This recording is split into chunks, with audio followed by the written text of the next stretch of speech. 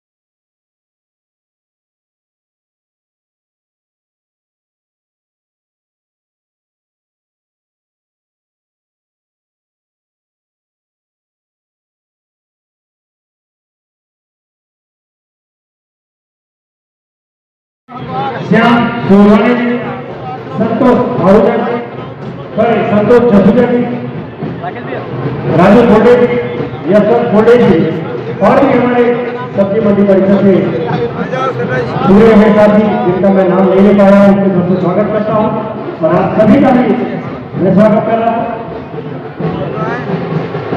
और ये आने वाली मंडी परिषद के लिए बहुत ही अच्छी बात है कि यातायात की सुचारू व्यवस्था मंडी परिसर में होने जा रही है।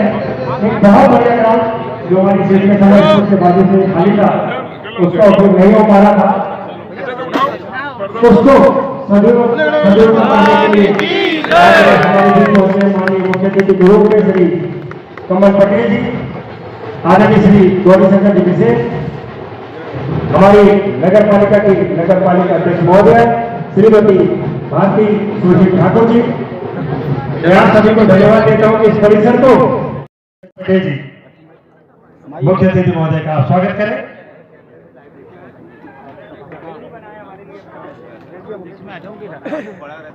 भैया राकेश भैया मैं इसी क्रम में बुला रहा हूं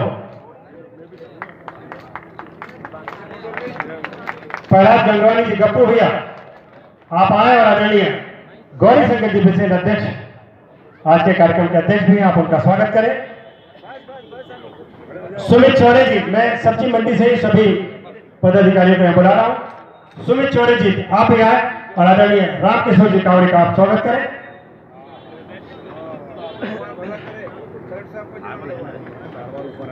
आदरणीय राजेश गंगवानी जी जो लगातार व्यवस्थाओं में लगे हैं, राजेश भी आपसे भी निवेदन है आप आए और आदरणीय कमल पटेल जी का आप स्वागत करें। नंद रोड़ा जी आप भी आए और आदरणीय नानू कावरे जी का आप स्वागत करें। आदरणीय गोपाल सेवईवार जी, गोपाल भैया आपसे भी निवेदन है आप आए। आदरणीय कमलेश चौरे जी, आदरणीय जीतू कोल्डे जी, जीतू जी, आदरणीय संतोष सोनवानी जी, मैं चाहूंगा आदरणीय गोपाल भैया आप स्वागत करें।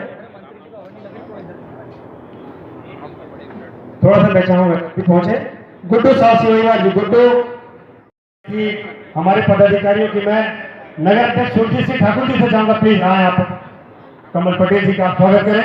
साथ में पहुंचे आदरणीय सत्यनारायण अग्रवाल गुरु भैया, मेरा आपसे भी निवेदन है आप आए और कमल पटेल जी का आप स्वागत करें। मनीष मलावी जी मंडी सचिव, मेरा आपसे भी निवेदन है आप यहाँ आदरणीय मुख्य अतिथि महोदय का आप स्वागत करें। वैशाली सोनवानी जी से निवेदन है आप आए और माननीय मुख्य अतिथि महोदय का आप स्वागत करें।